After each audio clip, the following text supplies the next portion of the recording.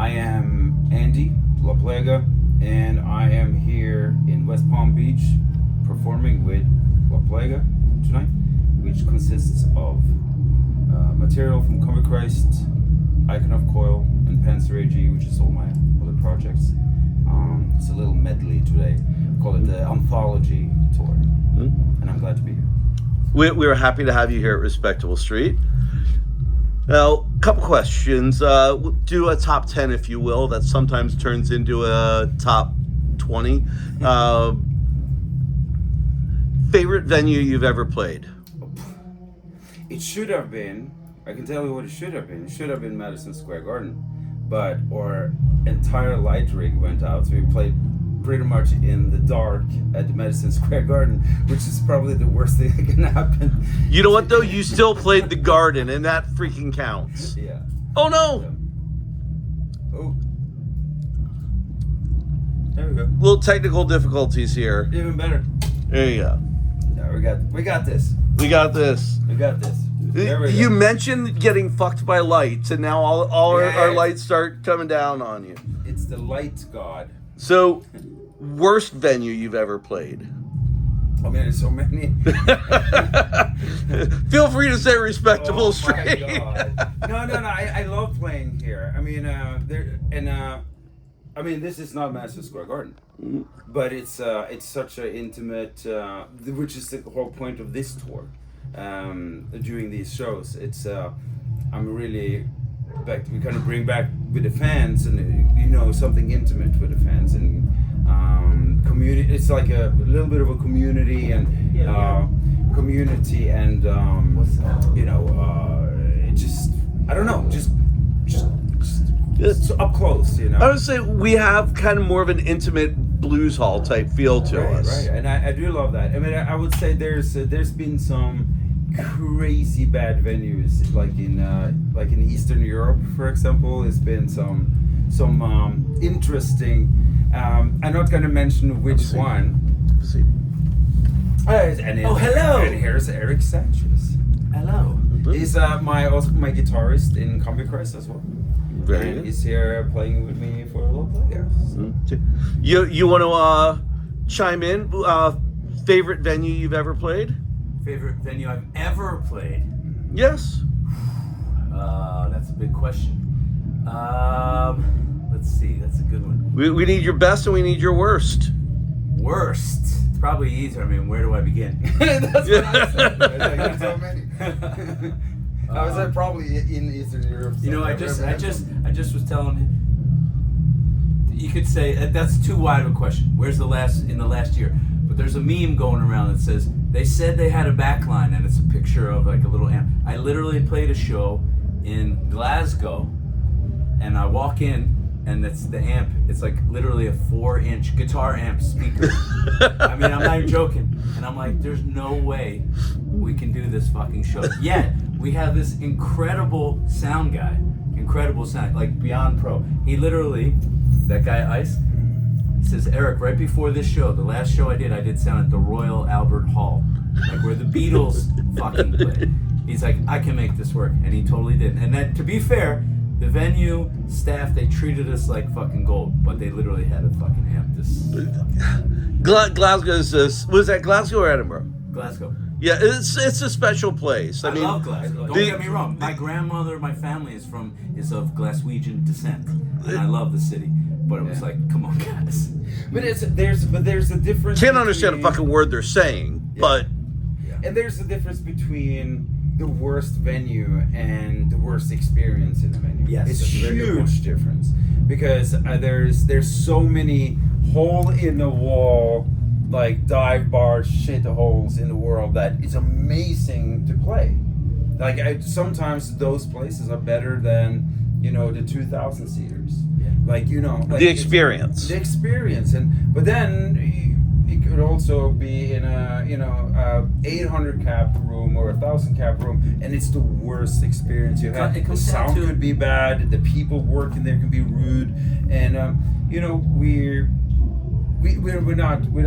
don't have an ego walking into a room, so we like we like this to be smooth. Like everybody's there for a reason. Like people working there, we are coming in. We have a crew be coming in, and it needs to be respectful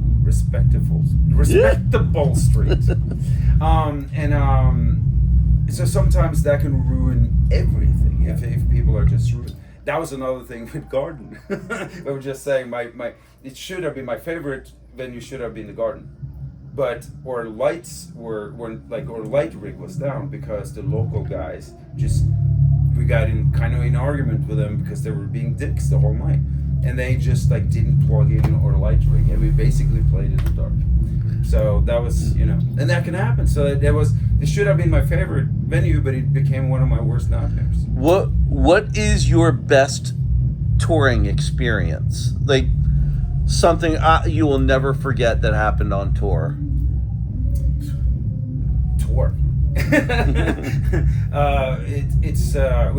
We're so pretty much constantly on tour, so it's kind of hard to pick one out of the other. It's kind of like what was really your good old days, like good old days is always in right now. It really is, because in 20 years this is going to be the good old days. So there's so many favorite memories. Yeah, so favorite memories is always maybe we're creating them tonight. So this is one of the reasons why we're doing this, because we love doing it, and we keep having good memories. We keep getting new experiences. So that's all I can really. So I had a friend. I was on tour, and we're driving down the highway. I don't know from where or to where. My buddy always like, oh, where were you? We just came from wherever we were, Dallas, Texas. How was the show? I said, oh, it was wild, and this thing happened after the show, and it was like we met this guy, and he took us to his party. We did this thing and whatever. And the guy says, that's the greatest story I've ever heard. I will never forget this. I'm like, all right, take care of me. Hung up, and we're like, this happens every day. Yeah. Like I literally verbatim said that. I'm like, something like this happens every single day. You never know what it is. You never know. I can tell you one of the worst experiences that I've had. That was my next question. That was 20 years ago in Tampa, at the Castle. The Castle? Yeah. At the after show party. I still haven't been paid to DJ that gig, actually. I get kicked out every time I go there for no good reason. Yeah. No. Fuck the Castle. Yeah, fuck the Castle. I am taking a clip of that "fuck the Castle" and sending it to my friends in Tampa. No, really, it's a horrible story. It's like it just something escalated, and one of the guys in my support band, he had nothing to do with us. Really, it was a support band, and he had some mental health issues. I would say that, and it happens. He was wasted, and he pulled a knife on security, and that's the end of it. But what happened next, where people failed to mention, is that I went and I got the knife away from him. He gave me the knife, and so I de-escalated everything. And then security jumped him and almost killed him, cracked his head open. He had stapled his head and was in coma. And it was really bad. And after that, I have not been back to the Castle. So that's definitely the worst experience I've had. Oh, fuck the Castle.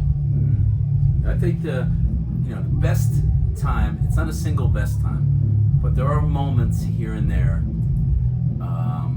We do a lot of cool stuff, but every once in a while there's a moment like, whoa, this is pretty cool. One for me personally was when we played in Russia. We played in Russia countless times, but we're in Moscow and we took a tour of the Kremlin. I just remember texting my dad and I said, I'm inside the Kremlin right now.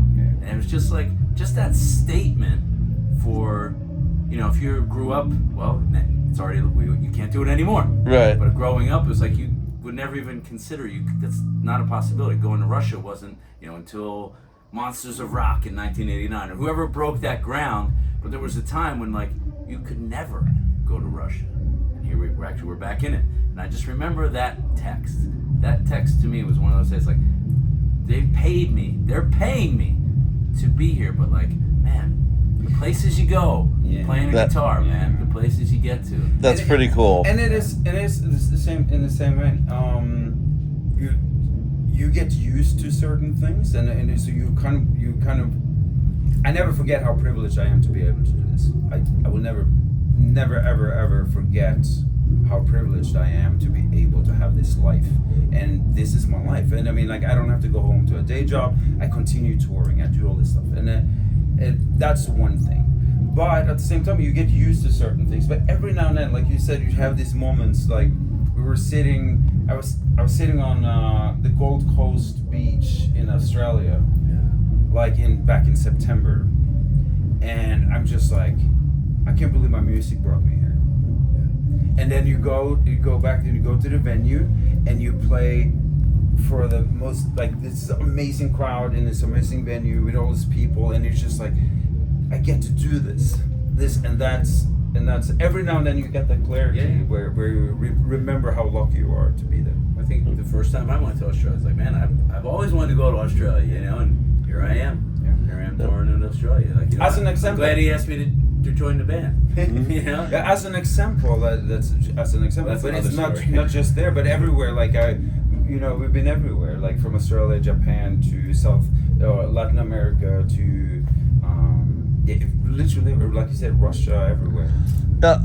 And just to put a bullet point on that,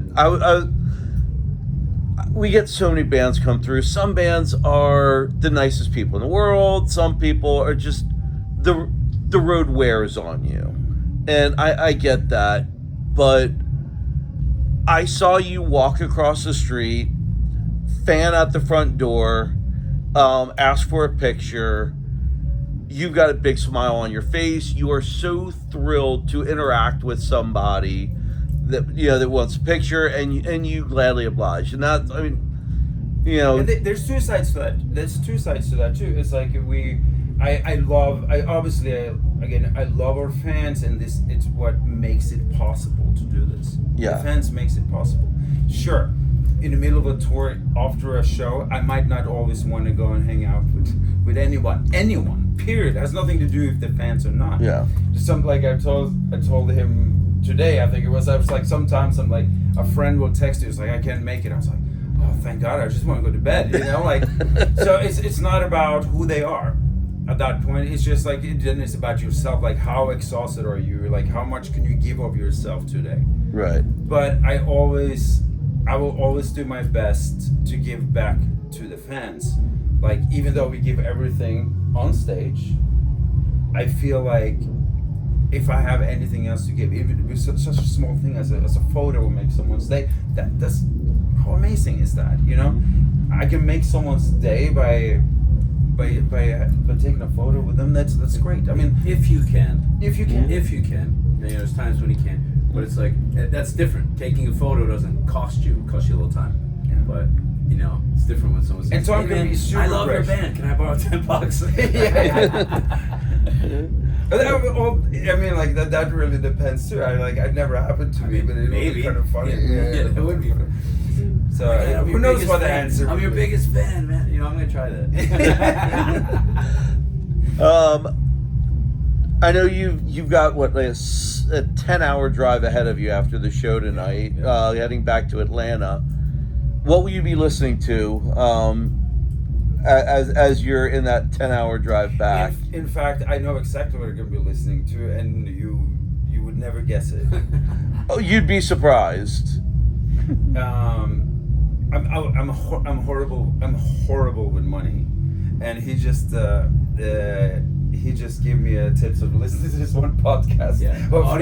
Audiobook of his financial advisor, and I'm just like, because I know it never been a part of me. Like, money has never really been a priority to me. Like, with the exception of You're not getting any younger. You gotta. With the exception of surviving, you know what I mean? Like, I always been glad to just be able to do this and keep going, and so it's like, oh shit, yeah, like we keep going. But now I'm like, you know, like you said, you keep getting older, and suddenly you're in a relationship where you appreciate the person you're with, and it's like, I want to grow old with this person, but how do we get secure with this stuff? And it's not an interesting answer, really, but that's exactly what I've been listening to. Actually, well, you know, It's actually the most interesting answer. Okay. So, I'm in. My day job is finance. So, okay. So many people don't for take it you, seriously, Yeah. and you know, we're not getting younger. I probably have a few years on you myself, you know, and it's a big part of my life. It doesn't need to dominate, but you need to be listening to podcasts, and you need to listen to a bunch of different ones, and you learn a little bit in each one. And it is. But also, not that financial literacy is important, man. Financial responsibility is how you have a good life. We're not millionaires. So we'd be playing at a different venue. We're mere thousandaires. We're artists. Yeah, that's what we are. We're artists. But I mean, I've spoken to other artists, and they're like, the last thing I want to listen to is the same music I hear every DJ playing before I go on. Sure. So they're 100%. Yeah. I mean, I listen when I'm on rides like this, or out in general at all. Like when I listen to music, I listen to mostly like 70s rock. That's really mostly what I listen to. Like 70s rock music. That's basically it. Some 60s pop even, and some alternative, like some outlaw country stuff. I don't really listen to what we do when I want to get distraction, because I overanalyze it. If it's too similar to what we are doing, I'm analyzing the production and everything. If it's different, you can enjoy it. I've had a conversation with a few different industrial artists or EDM artists, EBM, and what's it called? David from 242 particularly. I have a theory that most people in these genres love either 70s disco, 80s freestyle. It's hollow. So, a lot of that style stuff that led up to, I don't think you can have industrial without some of these other styles of music as well. Yeah, no, 100%. And and we also, I also come from I can't remember ever not doing electronic music, but I come from the hardcore and punk rock scene. Like that's what I grew up with. That for my childhood was all punk and hardcore. Like what bands? Obviously the same as everyone else in the beginning. Like Misfits, Dead Kennedys, and all this stuff. And but you kind of go that like I got super into all like Norwegian hardcore stuff and growing up in Norway. But then it was during the 90s, Snapcase. How old is Kvelertak? Kvelertak, they're not that, they haven't been around for that long, but they're a great, amazing Norwegian band. Kvelertak is amazing, and they even better. All the new singers, all the band, the good and the bad and the ugly. It's probably one of my favorite bands in the world. They basically went in and ripped off 90s Turbo Negro sound and made it their own, and they're just doing it so well. They're amazing band. But I grew up with and my father was into Sabbath and Deep Purple and all these kind of things. My mom was listening to country music, which I didn't appreciate until much later. And then every single uncle and cousin in my family were all metalheads. So when I found punk and hardcore, that was like I found my own thing, because none of them. And then I have another uncle who was like, in the beginning, 66 Sputnik and stuff like this, and then later on it was like Depeche Mode and stuff, So I had all these different influences. It was a very musical family. 66 Sputnik was fantastically terrible. That might be what I'm listening to. He's driving. I'm flying back tomorrow. I got to download some 66 Sputnik. Get a little Love Missile F-111 going. Oh man, amazing. And I remember I had it on vinyl as a kid. Because my uncle, I still have it on vinyl. Yeah, my uncles, not uncle, but my uncles, they would go. Me too. My uncles would buy 2 of everything. When they went like accept, balls to the balls. I'm doing it right now before I forget. Yeah. I'm adding 66. The little Renegade Soundwave, throw that on there. Yeah. And then they would get two vinyls. Yeah. And then they would get one for their own collection, and they would give me one because they knew I was really young. was 9 when I started listening to the Dead Kennedys. So it was like they were just kept feeding me with music because they knew I loved music. And it was amazing. I'm going with the debut album, Flaunt It, 1980. There you go. That's right. That's right. All right. I guess Switch of subject. We gotta get ready. We got a couple minutes. Oh yeah. Two questions. Yeah. Favorite road food or favorite comfort food when traveling? When traveling, pho.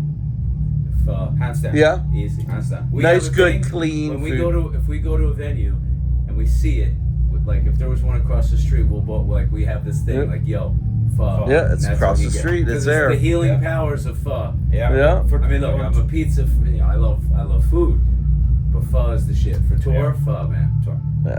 The healing power. That's a good title. Pho, It man. sounds like an album. Speaking of Turbo Negro, it sounds like a Turbo Negro album. The healing powers of pho. Very good. Well, we will let you get in the zone for you're going on probably in about 15 minutes. Maybe Oh. 14. Yeah. 13, Yeah. 12. 12.